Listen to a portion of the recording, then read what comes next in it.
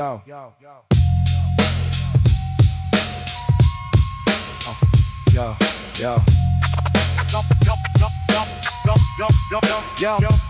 Late night city glow pouring out of apartment windows. Televisions flickering like digital campfires in the dark.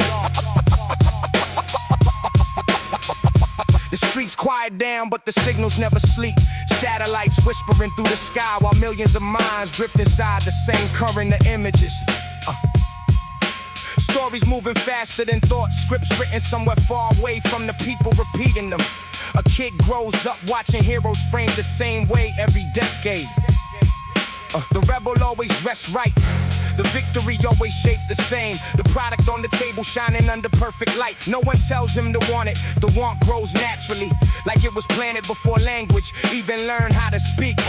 This is where the theory begins breathing. Influence rarely needs commands, it just needs repetition. Frame after frame builds familiarity. Familiarity becomes comfort, comfort becomes belief. Film studios, marketing labs, analytics departments, all studying the same silent territory. How the brain reacts before the brain even knows it reacted. Emotional cues timed to milliseconds. Camera angles designed to trigger trust.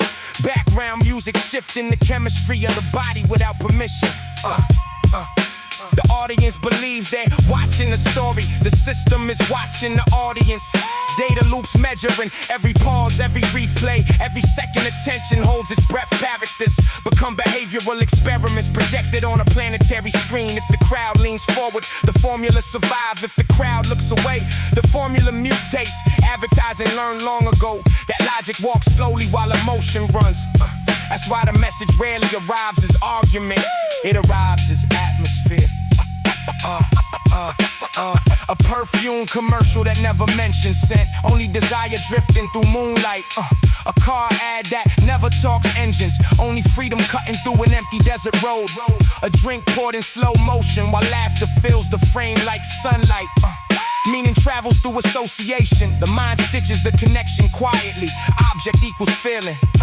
Repeated enough and the equation becomes instinct. But the deeper theory says the process doesn't stop at products. Culture itself starts bending under the weight of the image machine. Film defines what success looks like.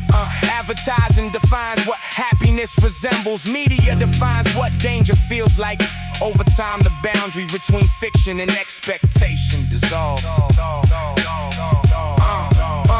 People don't just consume stories, they start living them. Fashion spreads from a scene in a movie to the sidewalks of real cities. Speech patterns jump from sitcom dialogue into daily conversation. Even rebellion becomes aesthetic, packaged neatly inside the same entertainment circuits. It claims to resist. Control doesn't look like change, it looks like imitation.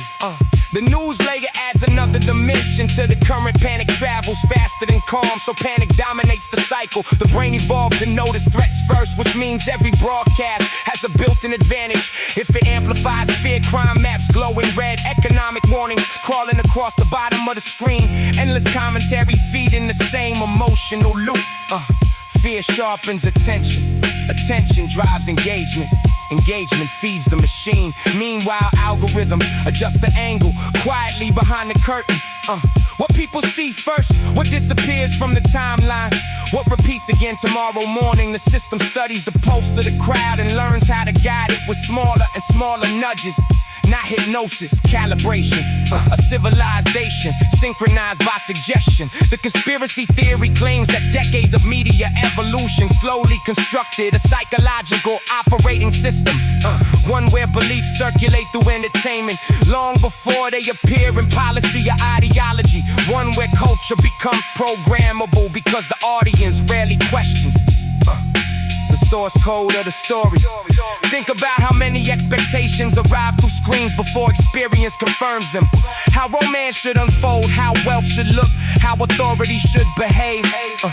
By the time a person meets the real world, the blueprint is already drawn somewhere in memory. And the strangest part is how invisible the mechanism feels. No villain stands behind the camera announcing the design. No master speech explaining the plan. Just studios chasing profit, advertisers chasing attention, networks chasing ratings. Each piece acting independently while the overall pattern slowly shapes perception across generations. Influence spreading like weather.